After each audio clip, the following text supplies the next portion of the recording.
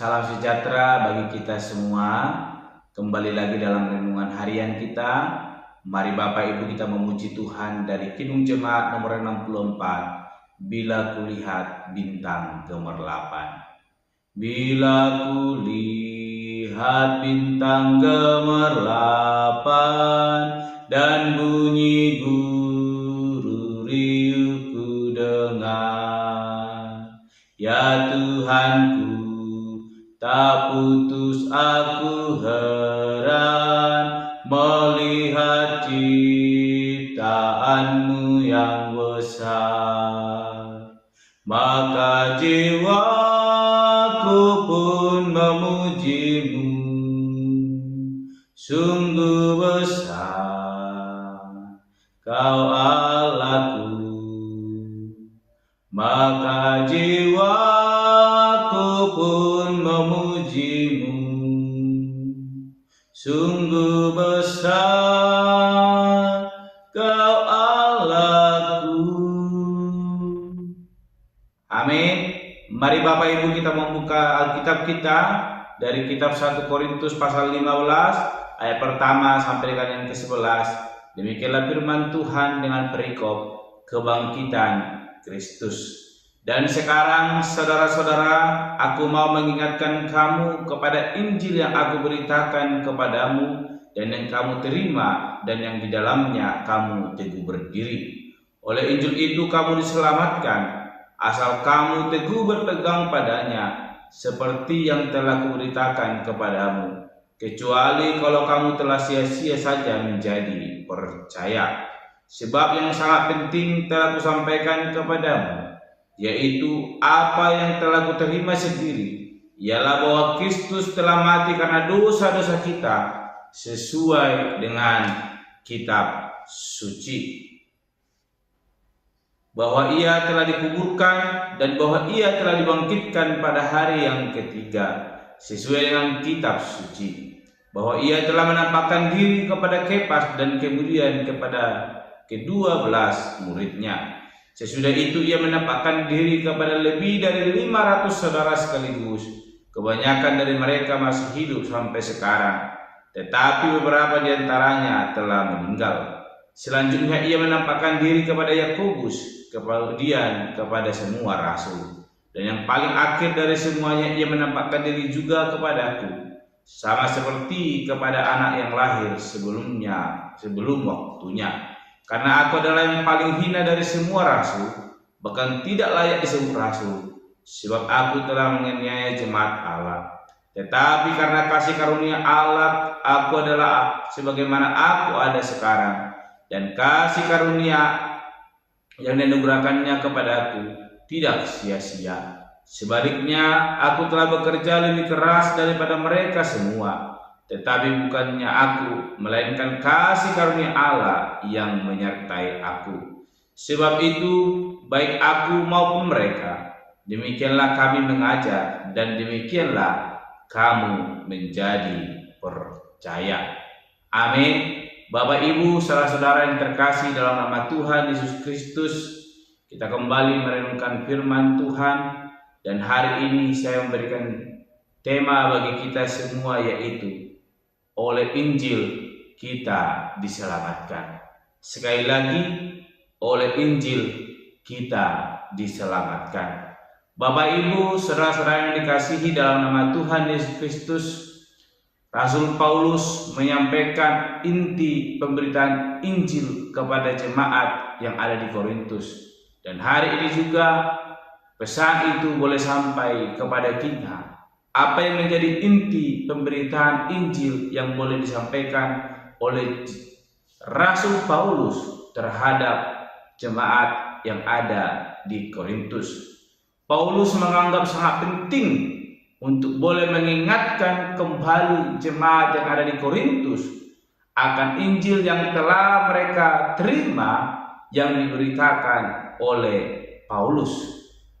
Jemaat Korintus telah menerima Injil dan hidup di dalamnya. Karena itu tidak dapat disangkal bahwa jemaat Korintus telah menerima keselamatan. Namun ada catatan penting yang bukan hanya harus selalu ingat, dan dipegang, tetapi juga ditambahkan kepada pengetahuan mereka tentang Injil. Apakah yang harus diingat, dicatat, bahkan ditambahkan kepada pengetahuan mereka? Kita melihat Injil harus dipahami sebagai suatu kesatuan berita tentang kelahiran, kematian, dan kebangkitan Yesus Kristus. Kalau kita perhatikan ayat firman Tuhan yang boleh kita baca tadi, Paulus menekankan bahwa kematian dan kebangkitannya adalah rangkaian peristiwa yang menjadi inti Injil yang boleh disampaikan kepada jemaat di Korintus, di mana Yesus mati karena dosa-dosa manusia, dikuburkan dan dibangkitkan pada hari yang ketiga sesuai kitab suci. Dan fakta kebangkitannya sebagaimana kesaksian saksi mata. Kalau kita perhatikan mulai daripada Kefas ke 12 murid, lebih dari 500 saudara, Yakobus, bahkan semua rasul, dan yang paling akhir adalah Paulus sendiri. Ini menggagalkan keraguan beberapa orang terhadap kebangkitan orang mati. Bapak, Ibu, saudara-saudara yang dikasihi dalam nama Tuhan Yesus Kristus, oleh Injil kita telah diselamatkan. Inilah penekanan penting yang boleh disampaikan oleh Rasul Paulus kepada jemaat yang ada di Korintus, bahkan kita pada hari ini. Artinya, supaya jemaat itu bukan hanya percaya namun tidak menghidupinya, tetapi kepercayaan itu boleh bertumbuh sehingga pengetahuan akan kematian dan kebangkitannya boleh membawa dampak yang berarti dalam pertumbuhan iman. Dampak apa, Bapak Ibu?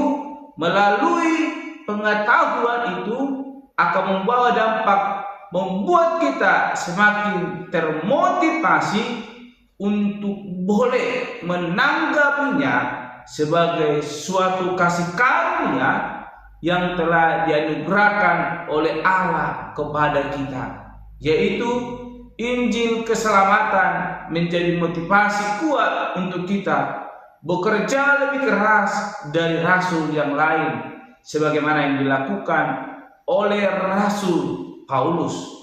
Oleh karena itu, Bapak Ibu, saudara-saudara yang dikasihi dalam nama Tuhan Yesus Kristus, Injil kebenaran itu telah membawa keselamatan dalam hidup kita, yang dimana telah melepaskan kita dari dosa-dosa kita dan murka Allah, dan kita dijadikan menjadi anak-anak Allah yang sungguh boleh menikmati kasih karunia itu. Inilah yang boleh disampaikan oleh Rasul Paulus, mengingatkan jemaat Korintus supaya kepercayaan mereka akan Yesus Kristus tidak menjadi sia-sia oleh karena ketidakpengertian mereka akan Injil kebenaran yang telah menyelamatkan kehidupan mereka, bahkan kita pada saat ini. Kalau kita perhatikan, Bapak Ibu, saudara-saudara, ayat pertama dikatakan, dan sekarang saudara-saudara, aku mau mengingatkan kamu kepada Injil yang aku beritakan kepadamu, dan yang kamu terima, dan yang di dalamnya kamu teguh berdiri. Ada kata teguh berdiri, supaya jemaat itu boleh semakin bertumbuh. Sehingga yang kedua dikatakan, oleh Injil itu kamu diselamatkan, asal kamu teguh berpegang padanya, seperti yang telah kuberitakan kepadamu, kecuali kalau kamu telah sia-sia menjadi percaya. Bapak Ibu saudara yang terkasih, kepercayaan jemaat-jemaat di Korintus kepada Injil keselamatan diuji, bahkan diteguhkan melalui pemberitaan yang semakin diperkuat dengan bukti-bukti yang kuat yang disampaikan oleh Rasul Paulus. Ada bukti yang menyatakan, bahkan saksi-saksi, sehingga boleh membawa penebusan dalam hidup kita. Yang ketiga dikatakan yang sangat penting telah kusampaikan kepadamu, yaitu apa yang telah kuterima sendiri, ialah bahwa Kristus telah mati karena dosa-dosa kita sesuai dengan kitab suci. Oleh Injil kita telah diselamatkan, yaitu Injil itu membawa penebusan dalam hidup kita. Kematiannya, kebangkitannya menjadi bukti bahwa kita telah menang dan hidup kita mengalami penebusan di dalam Kristus Yesus.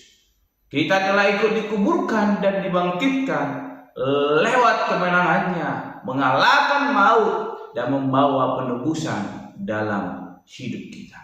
Imani ini hidupi dengan keyakinan yang teguh di hadapan Tuhan, maka kita akan dimampukan semakin teguh untuk boleh berlomba-lomba, semakin bertumbuh dalam iman percaya, sehingga kita semakin menikmati kasih karunia Tuhan. Jangan pernah biarkan kasih karunia yang telah diberikan dalam hidup kita secara cuma-cuma kita biarkan hilang karena ketidakteguhan hati kita untuk boleh percaya. Tapi biarlah kiranya kepercayaan kita membuat kita semakin teguh berdiri dan boleh menikmati, merasakan kasih karunia Tuhan semakin melimpah dalam hidup kita.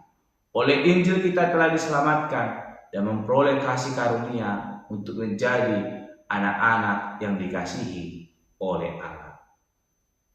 Pakai kesempatan yang telah Tuhan berikan, biarlah kiranya kita semakin bertumbuh dan semakin bersinar di dalam memberitakan Injil kebenaran, sehingga semakin banyak orang boleh merasakan kasih karunia itu sebagaimana yang telah kita rasakan.